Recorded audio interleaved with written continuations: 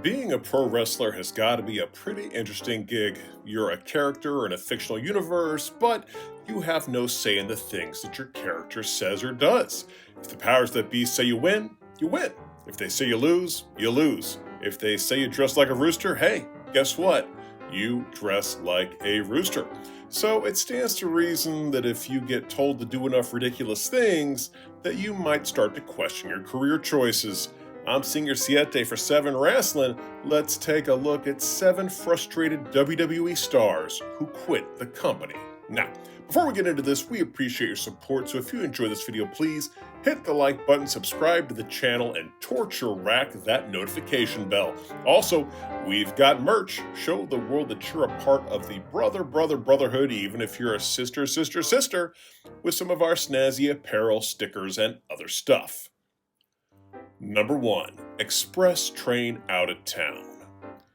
In the early 1990s, Vince McMahon had high hopes for Lex Luger as the company's next marquee superstar.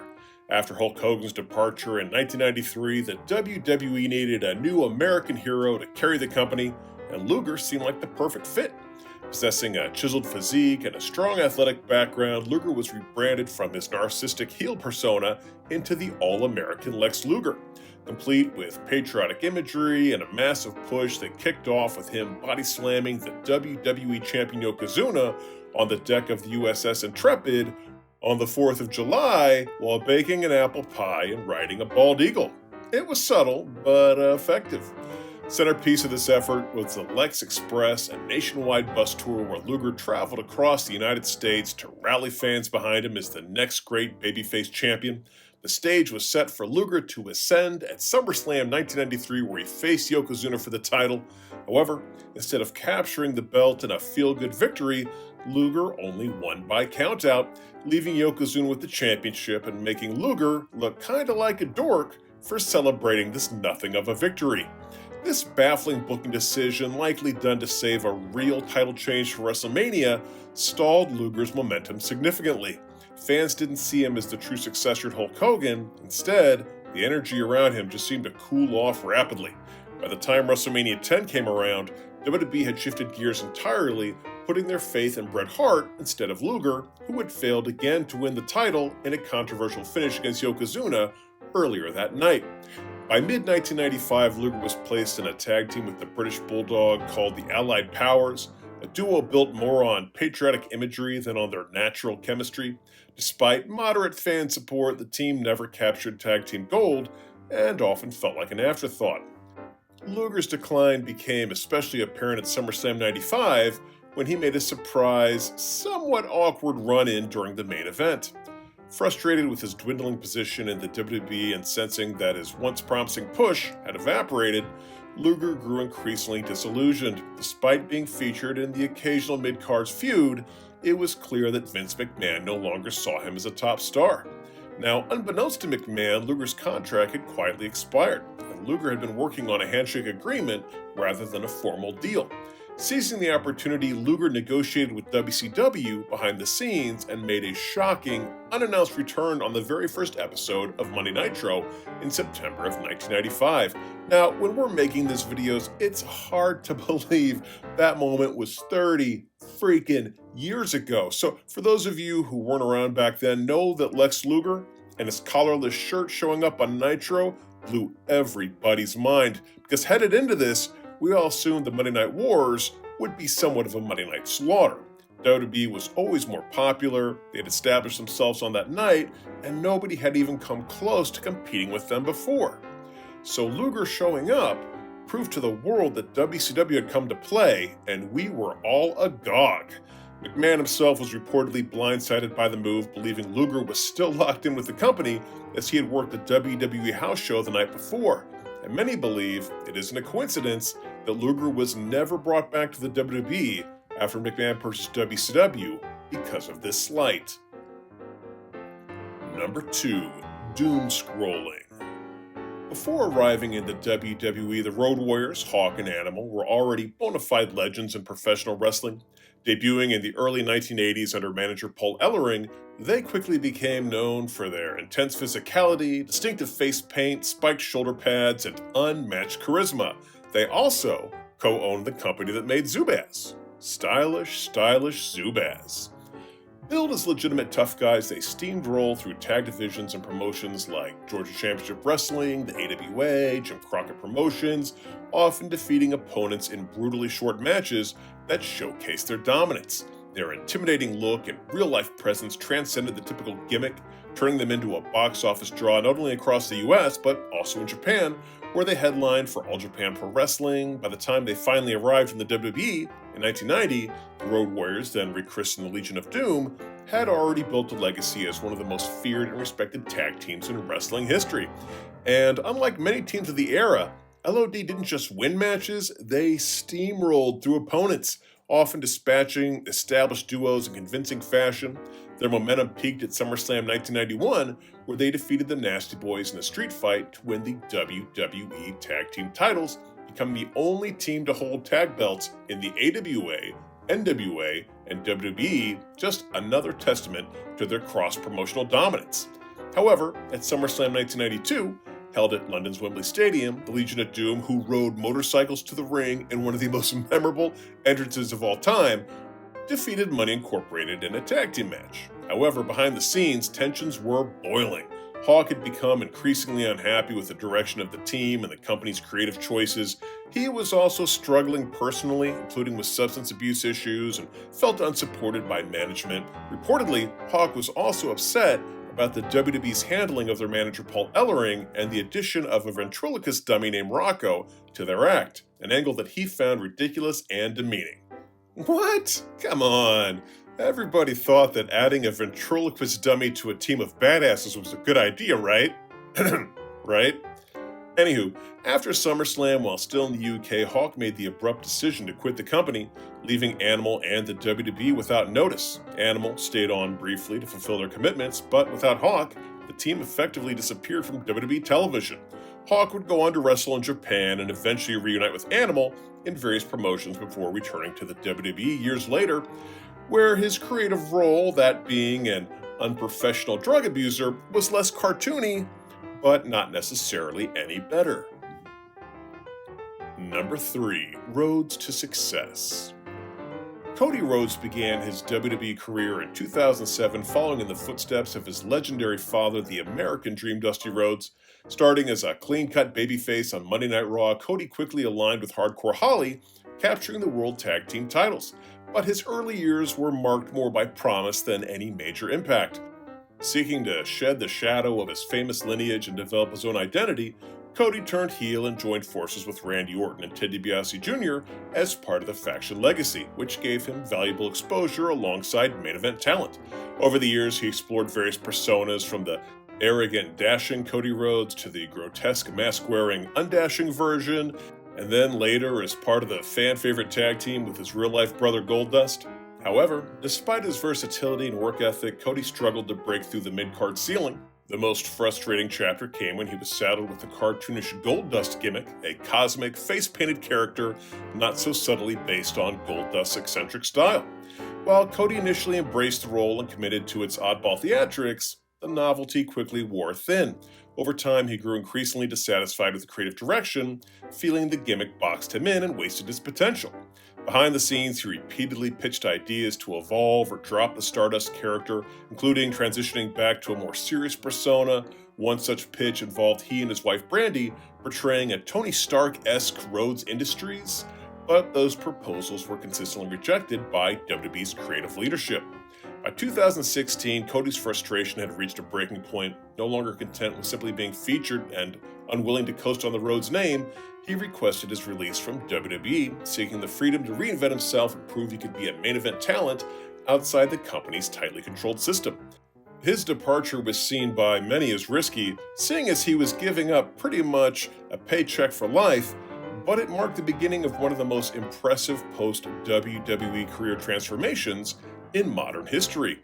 Shedding the Stardust persona, he compiled a dream list of opponents from around the world. He competed in Ring of Honor, New Japan, PWG, and countless indie promotions.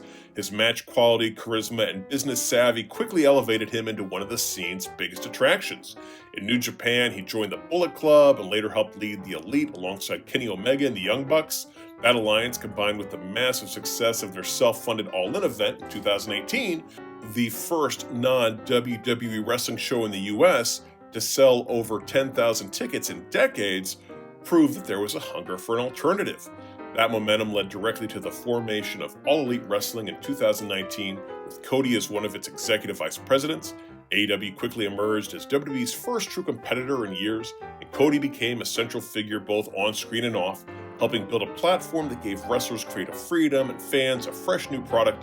Ultimately, he chose to walk away from the promotion he helped build. His return to WWE at WrestleMania 38 as a surprise opponent for Seth Rollins was met with thunderous applause, marking a triumphant homecoming and the beginning of a redemption arc that felt both personal and somewhat historic. Cody's catchphrase of going from undesirable to undeniable had come true, as he was made the company's top star and was tapped as the person to finally end Roman Reigns' historic, undisputed title reign at WrestleMania 40. And after all the trials and tribulations he made to get to the top of the industry, we're still just left with one question. What were you thinking about that tattoo? Number 4. Byebye belts. The WWE Women's Tag Team Championships were officially unveiled on the January 14th, 2019 episode of Monday Night Raw by Alexa Bliss. A special Elimination Chamber match was held to crown the inaugural champs, which saw 6 teams from Raw and SmackDown compete. Sasha Banks and Bayley, known as the Boston Hug Connection, won the match, becoming the first WWE Women's Tag Team Champions of the modern era. Their win was framed as a culmination of years of work to elevate women's wrestling, and the titles were initially presented as cross-branded, allowing for defenses on Raw, SmackDown, even NXT. Despite the hopeful launch, titles were never consistently prioritized. WWE struggled to build a deep enough women's tag team division to sustain the belts, often creating makeshift pairings rather than long-term teams. In fact, instead of having Bayley and Sasha Banks get the belts off to a strong start, the duo immediately lost the titles 49 days later at WrestleMania 35. Storylines involving the titles were frequently short-lived or used as side plots to singles feuds.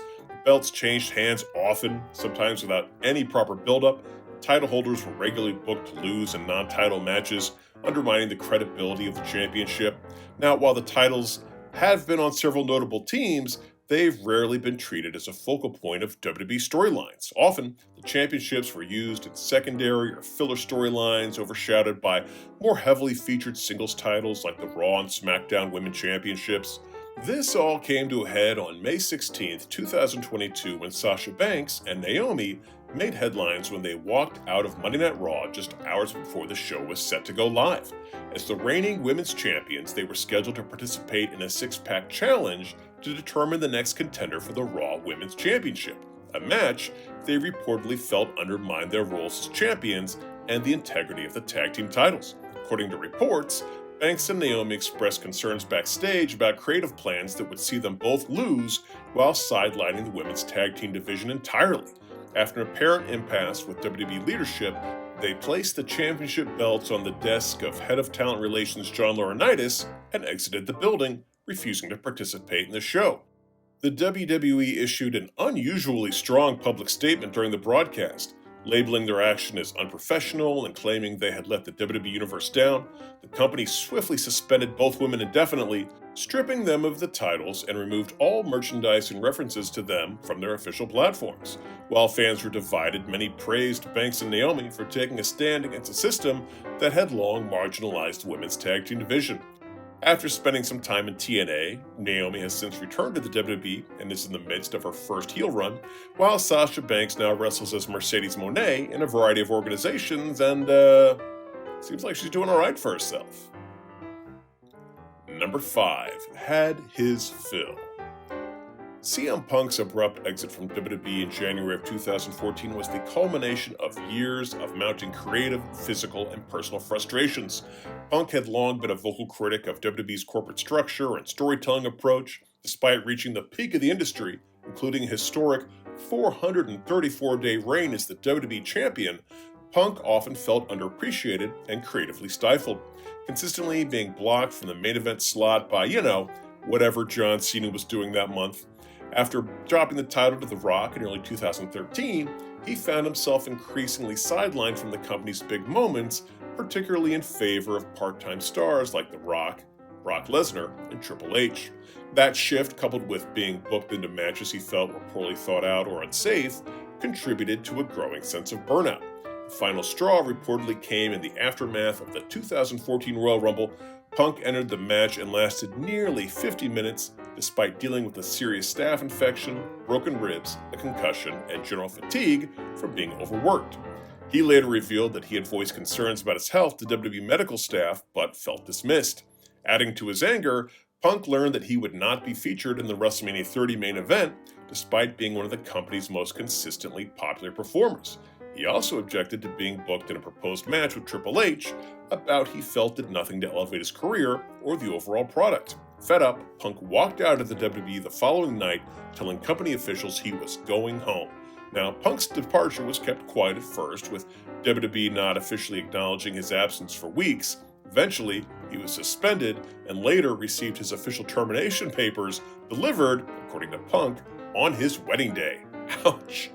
He later gave a bombshell interview on Colt Cabana's Art of Wrestling podcast in November of 2014, where he outlined the litany of issues that led to his exit: poor medical care, creative dissatisfaction, lack of proper compensation, and general disrespect from upper management.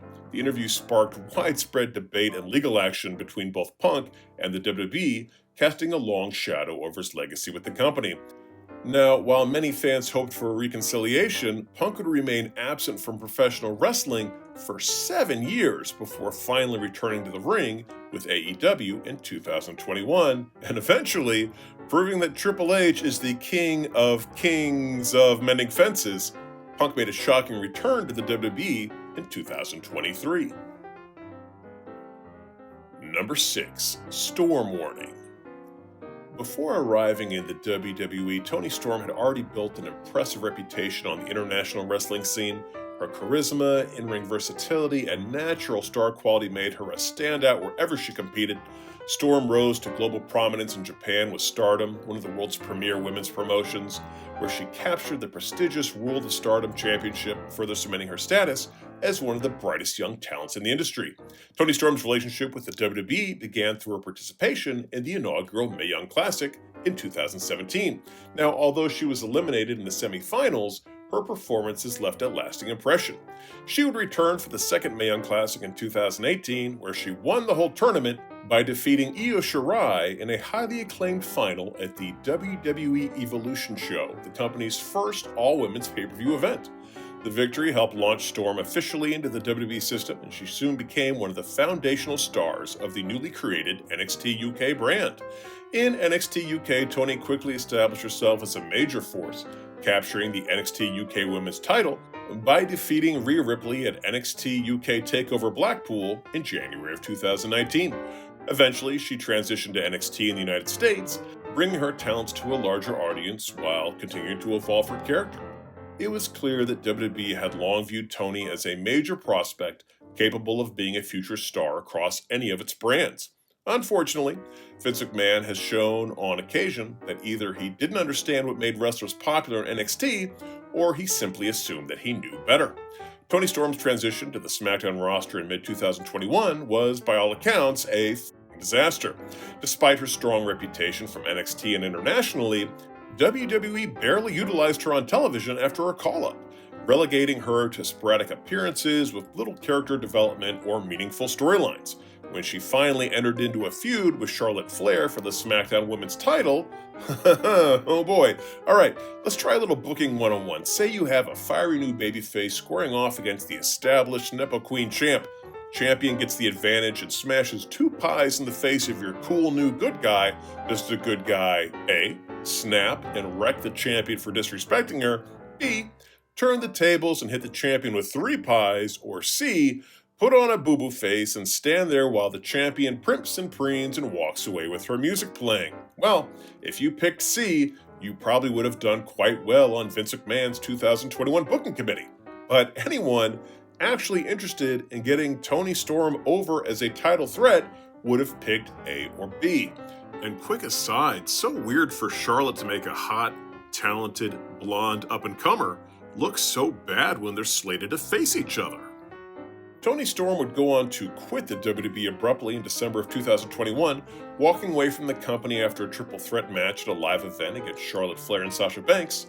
Frustrated by a lack of creative direction and feeling deeply unfulfilled, Storm didn't wait for formal approval. She just booked her own flight, paid for the ticket herself, and flew home without informing WWE until after the fact. Fortunately, things would eventually work out for her. She joined Tony Khan's All Elite Wrestling, where eventually she'd transform herself into timeless Toni Storm, a character that embraced the classic Hollywood silver screen aesthetic, complete with vintage gowns, exaggerated accents, and melodramatic monologues. Channeling the energy of a fading 1930s film star teetering on the edge of sanity, she leaned into silent film-style expressions, erratic behavior, and cinematic presentation in promos and vignettes. The gimmick, initially seen as bizarre, quickly won fans over with its originality, commitment, and depth, showcasing a new side of Storm's creativity and charisma that had been stifled in her previous runs.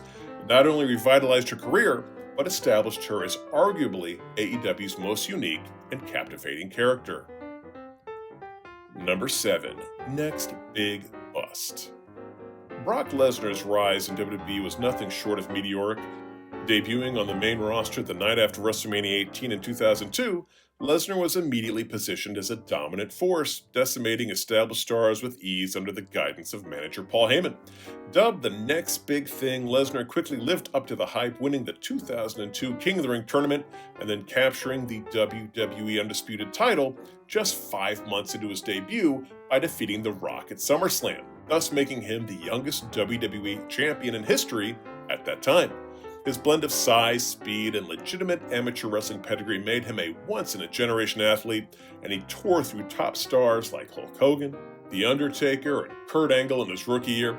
Despite his incredible success, the intense WWE travel schedule and non-stop lifestyle quickly began to wear on Lesnar. As a private and intensely focused athlete, Lesnar found the constant grind of live events, weekly TV, and media obligations mentally and physically exhausting. In a face-to-face interview with Hannah Storm, he admitted that he barely remembers much of his first run with the WWE because he was heavily relying on vodka and Vicodin to get by. By early 2004, Lesnar had grown disillusioned with the wrestling business and his passion for it had diminished. Behind the scenes, he was reportedly also annoyed by plans that would see him being fed to The Undertaker in a program where Lesnar believed he'd be better used to elevate someone else at the expense of his own momentum. All of this led to Lesnar making the decision to walk away from the WWE following his infamous match against Goldberg at WrestleMania 20 and attempt to become an NFL football player. The bout, soured by fans aware that both men were leaving, marked a jarring and controversial end to Lesnar's initial WWE run, a run that had seen him go from rookie to main eventer in record time, only to burn out just as quickly. Time, perspective, lawsuits, and yet another terrible tattoo would pass before Brock would return to the WWE 8 years later. Man, guys leave the company and they just can't wait to get themselves some questionable ink. Well, there's our list. Did we leave out any frustrated WWE stars who quit the company? If so, please leave them in the comments section below. Also, if you enjoyed this video, please hit the like button, subscribe to the channel, and shooting star press that notification bell. Until next time, I'm Senior Siete for 7 Wrestling saying bye-bye.